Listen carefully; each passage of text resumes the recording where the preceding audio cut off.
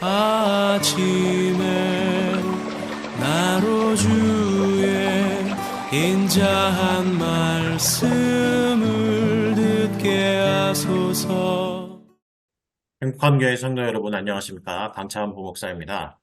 3월 8일 금요일입니다. 하나님의 은혜와 평안이 성도님들의 심령과 삶 가운데 함께 하시기를 소망합니다. 하나님의 말씀을 보도록 하겠습니다. 시편 48편 1절부터 14절까지의 말씀입니다. 제가 봉독해 드립니다. 여호와는 위대하시니 우리 하나님의 성 거룩한 산에서 극진히 찬양받으시리로다. 터가 높고 아름다워 온 세계가 즐거워하며 큰 왕의 성 곧 북방에 있는 시온산이 그러하도다. 하나님이 그 여러 궁중에서 자기를 요새로 알리셨도다. 왕들이 모여서 함께 지나갔으며 그들이 보고 놀라고 두려워 빨리 지나갔도다. 거기서 떨림이 그들을 사로잡으니 고통이 해산하는 여인의 고통 같도다. 주께서 동풍으로 다시스의 배를 깨뜨리시도다. 우리가 들은 대로 만군의 여호와의 성, 우리 하나님의 성에서 보았나니 하나님이 이를 영원히 견고하게 하시리로다. 하나님이여, 우리가 주의 정 가운데서 주의 인자하심을 생각하였나이다. 하나님이여, 주의 이름과 같이 찬송도 땅끝까지 미쳤으며 주의 오른손에는 정의가 충만하였나이다. 주의 심판으로 말미암아 시온산은 기뻐하고 유다의 딸들은 즐거워할지어다. 너희는 시온을 돌면서 그곳을 둘러보고 그 망대들을 세어보라. 그의 성벽을 자세히 보고 그의 궁전을 살펴서 후대에 전하라. 이 하나님은 영원히 우리 하나님이시니 그가 우리를 죽을 때까지 인도하시리로다. 아멘. 일반적으로 기독교 신앙을 갖는 신앙생활을 하는 사람들을 교회 생활을 하게 된 시기로 구분하면 모태신앙과 그렇지 않은 신앙인으로 구분할 수 있습니다. 모태신앙인은 말 그대로 모친의 태중에 있을 때부터 교회에 출석하고 신앙생활을 한 사람입니다. 워낙 어릴 때부터 자연스럽게 교회 생활을 하다 보니 모태신앙인들은 자기가 교회에 출석하게 되는 뚜렷한 이유나 동기가 무엇인지 알지 못할 때가 많습니다. 반면 모태신앙이 아닌 사람들이 교회 생활을 할 때에는 나름의 이유를 갖고 교회에 출석하는 경우가 많습니다.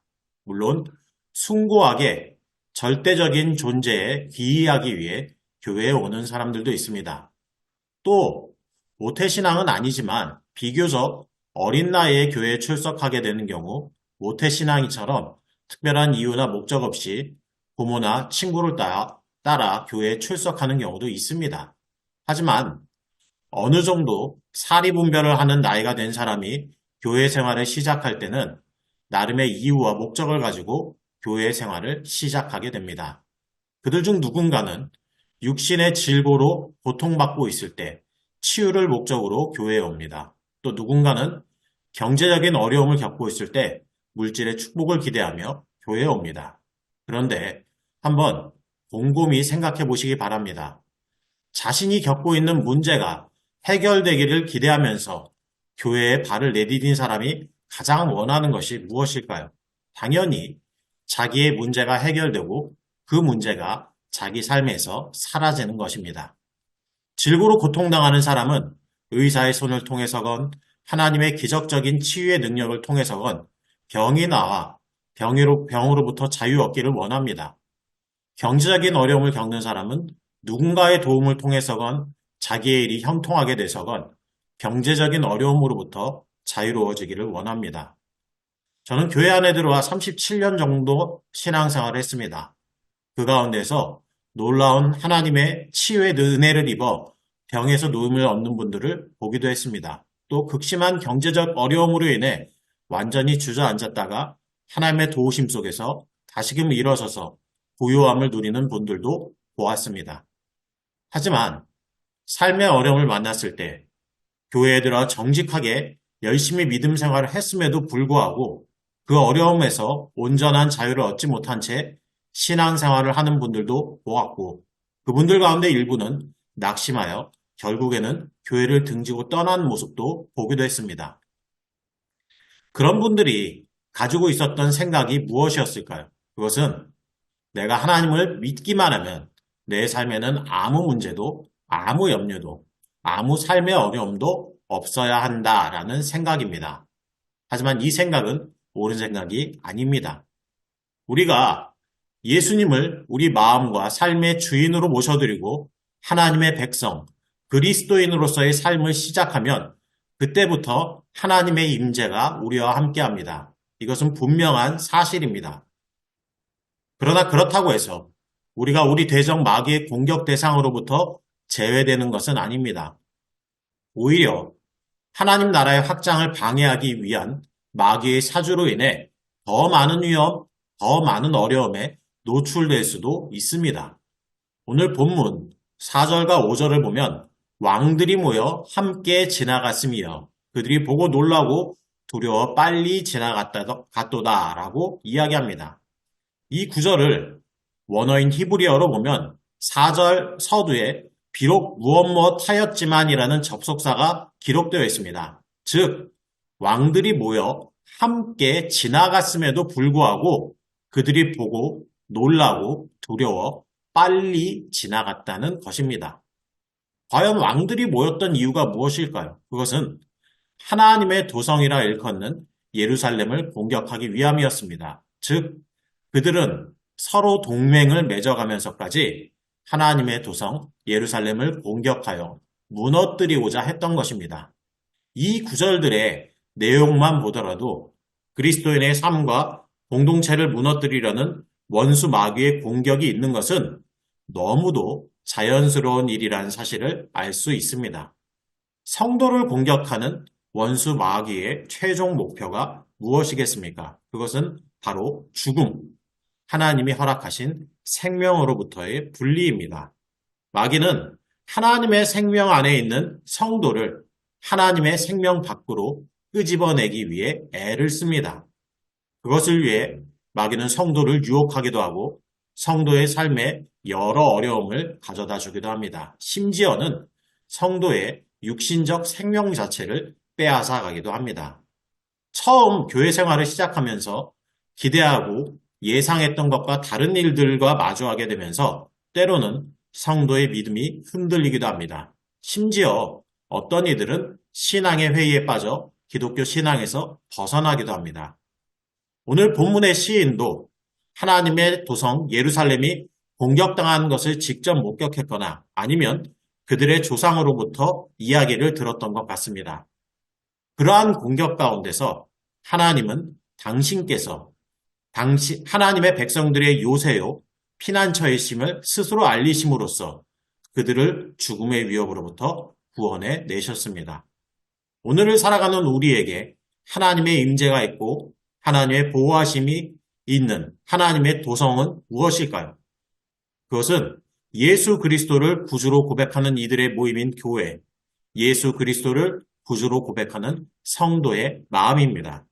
주님께서는 십자가와 부활 사건을 통해 친히 죽음을 이기셨습니다. 그리고 당신의 이름으로 세운 교회, 당신의 이름을 부르는 성도 가운데 함께 하시고 죽음의 권세가 그것을 이기지 못하도록 하셨습니다. 우리에게 시온이 주어졌다는 것, 즉 우리에게 교회가 주어졌다는 것은 우리 안에 영원한 생명에 대한 소망이 주어졌다는 것을 의미합니다. 영원한 생명의 주님께서 거하시는 한 교회를 무너뜨리려 하고 성도의 삶을 무너뜨리려 하는 죽음의 세력은 결코 우리를 해할 수 없습니다. 왜냐하면 주님께서 영원히 우리의 주님이 되시기 때문입니다. 오늘 본문 8절은 우리가 들은 대로 만군의 여호와의 성, 우리 하나님의 성에서 보았나니 하나님이 이를 영원히 견고하게 하시리로다 라고 말씀합니다. 또 오늘 본문 14절을 보면 이 하나님은 영원히 우리 하나님이시니 그가 우리를 죽을 때까지 인도하시리로다 라고 이야기합니다. 여기서 죽을 때까지라는 이 말을 원어적 의미를 살려 해석하면 죽음을 넘어서서 죽음을 대항하여라고 볼 수 있습니다. 즉 하나님은 우리를 죽음 저편으로까지 당신의 보호하심 속에서 인도하시는 분이십니다. 때로는 우리 삶의 거친 파도와 같은 어려움이 다가올 수 있습니다.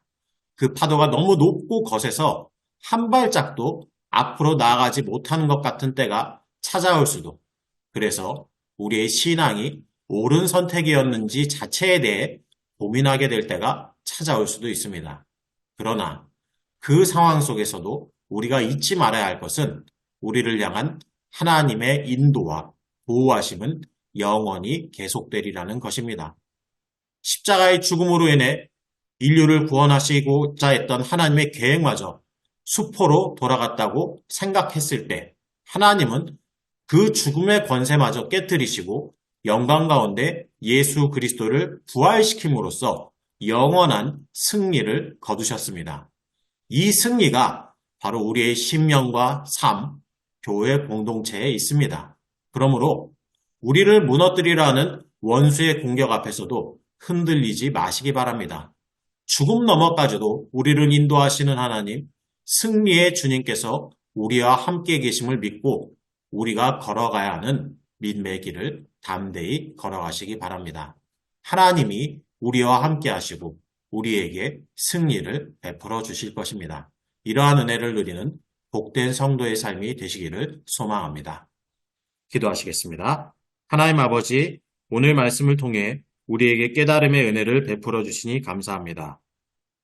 뭇 왕들이 힘을 모아 하나님의 도성 예루살렘을 무너뜨리려 할 때에도 그 성읍을 지키시고 보호하신 하나님의 은혜와 사랑을 보게 하시니 감사합니다. 오늘날에도 성도의 신앙과 삶을 무너뜨리고 그 영혼을 사망으로 끌어내리려는 원수 마귀의 공격으로 인해 때로는 우리의 마음과 우리의 삶이 흔들리기도 합니다. 그러나 그 속에서도 하나님은 죽음을 넘어서까지 우리를 지키시고 우리를 인도하시는 분임을 잊지 않게 하여 주옵소서. 하나님의 사랑과 능력을 의심하지 않게 하시고 때때로 다가오는 인생의 풍랑 속에서도 우리 믿음이 흔들리지 않고 더욱더 우리 믿음의 말씀 안에서 견고해지게 하여 주옵소서. 성도의 삶을 구원하시고 교회를 든든히 세워가시는 하나님의 능력을 경험하게 하여 주옵소서. 사순절 기간이 계속되고 있습니다. 예수님의 삶과 죽음, 부활의 의미를 깊이 생각하며 그 가운데 담긴 하나님의 놀라운 사랑에 감사 감격하면서 우리의 마음과 삶을 하나님 보시기에 건강하고 바른 모습으로 세워가게 하여 주옵소서. 오늘을 살아갈 때 하나님과 동행하게 하시고 주님 안에서 승리하는 하루 되게 하여 주옵소서. 예수님의 이름으로 기도드립니다. 아멘.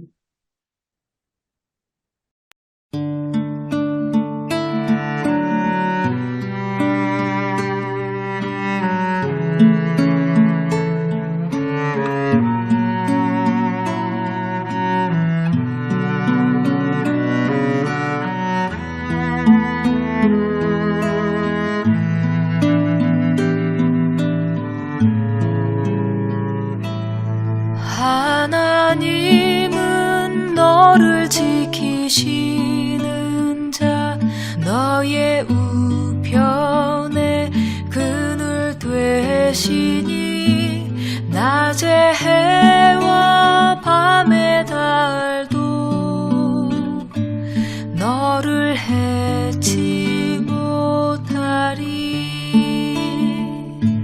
하나님은 너를 지키시는 자, 너의 환난을 면케하시니